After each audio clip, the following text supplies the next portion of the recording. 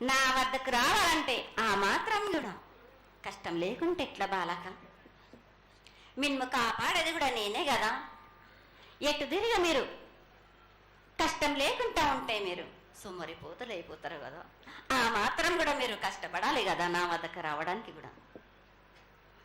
కానీ సంతోషంగా మీరు ఏమి తెచ్చినా కానీ, మీరు పలహార తెచ్చినా, పండు తెచ్చినా, ఏమి తెచ్చినా, సాగ తెచ్చినా, బోనం తెచ్చి ఆనందంగా అందుకునే భారం నా తప్పనిసరిగా అందుకుంటా నేను.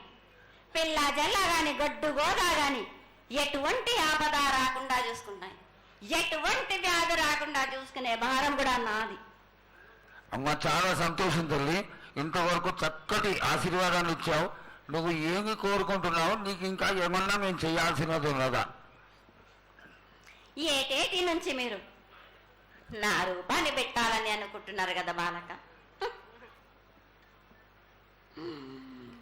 నా రూపాన్ని మట్టుకు పెట్టండి మీరు గాని. ఎటువంటి ఆమె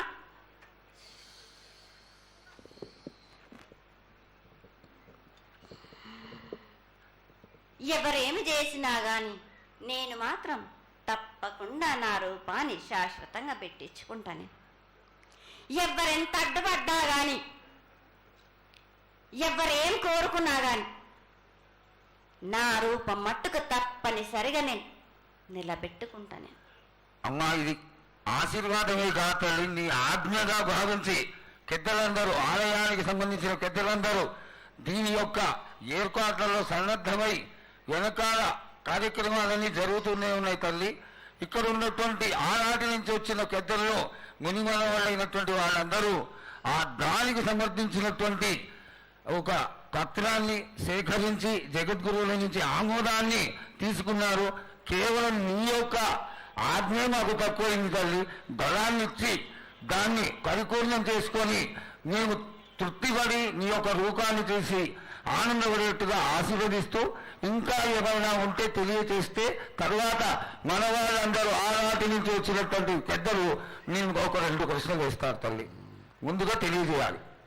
నా గ్రామ ప్రజలందరూ ఇది వడికే కాదు, గత 7 నుంచి కూడా మీరు సంతోషంగా ఆనందంగా ఉండడానికి మీరు చల్లని శాఖ పెడుతున్నారు. నాకు సంతోషంగా అందుకుంటున్నాను. ఈ 7 కూడా మీరు 5 వారాలు నాకు పప్పు బెల్లం పలహారాలతోటి శాఖ పెట్టండి. నాకు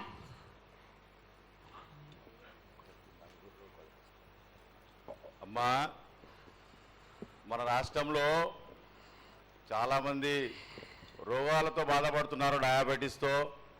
వాళ్ళకి మీ చల్లని చూపు కావాలి, అందరూ ఆరోగ్యంగా ఉండాలని నేను ప్రార్థిస్తున్నానమ్మా. ఏటేడు మీరు మీ విద్యను కానీ దాని కానీ చదువును కానీ మీరు ఎక్కువ చేసుకున్నారు అనుకుంటున్నారు. కానీ పురాతనం నుంచి మీరు సకాలంలో మీరు పాడి పంటలు ఇది వరకు రాక మీరు పండించటలేదు కాదు బాలక. ఔషధం ఇస్తే మీరు మించి ఔషధాన్ని మీరు ప్రయోగిస్తున్నారు. మీరు దానివల్ల ఈ రోగాలన్నీ మీకు ఈ ప్రభావం చెందుతున్నాయి. మీకు ఔషధాలు మీరు తగ్గించుకొని మీరు పాడి పంటలు మీరు సమృద్ధి చేసినట్టయితే తప్పనిసరిగా అనారోగ్యం అన్నది తగ్గుతుంది బాలక. అమ్మా, మేము ఏదైతే మీకు బలి కార్యక్రమం చేశామో ఆ బలితో మీరు సంతృప్తిగా ఉన్నారని మేము అనుకోవచ్చా అమ్మా? ఏడేడ చేసేది రక్తపాశం ఇవ్వట్లేదు కదా బాలక. మీకు నచ్చినట్టు మీరు ఇస్తున్నారు కదా, దాంట్లోనే నేను సంతోషపడుతున్నాను. నేను అమ్మా, నువ్వు మూడు సాహసం చేస్తున్నావు, కోకడుతున్నావు, అర్థం కావట్లేదు తల్లి. నీకు భక్తులందరూ ప్రతి ఇంటి నుంచి కూడా నువ్వు కోరుకున్నటువంటి నైవేద్యాన్ని పంపిస్తూనే ఉన్నారు. పరోక్షంగా నేను రాత్రి కూడా ఒక చక్కటి పూజ జరిగింది. అందరూ ఆనందపడే విధంగా పూజ జరిగింది. తల్లి ఆశీర్వాదం కావాలిస్తావు రాదు అమ్మ, ఆకరణ మా మీద ఏదో ఒకటి వేసిపోతావు తల్లి. దయచేసి ఆ విధమైనటువంటి ఒక చిన్న తక్కువ మా మీద కొట్టకుండా సంతోషంగా ఎక్కడికప్పుడు నువ్వు ఆనందంగానే ఉంటూ ఆనందంగా భక్తుల్ని ఆదరించి ఆశీర్వదిస్తే చాలా సంతోషం తల్లి. సంతోషంగా ఆనందంగా అనుకున్నాను. మీరు కోరినట్టు మీరు సంతోషంగా ఆనందంగా ఘనంగా అందుకున్నాను. బాలబచ్చలకే గాని గర్భిణీ స్త్రీలకే గాని ఎటువంటి ఆపదారాను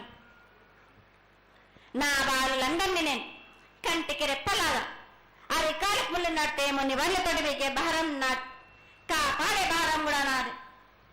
నా కల్లా వచ్చినందుకు మీరు సంతోషంగా ఆనందంగా ఉండేలా చూసుకుంటాను. చాలా సంతోషం తల్లి.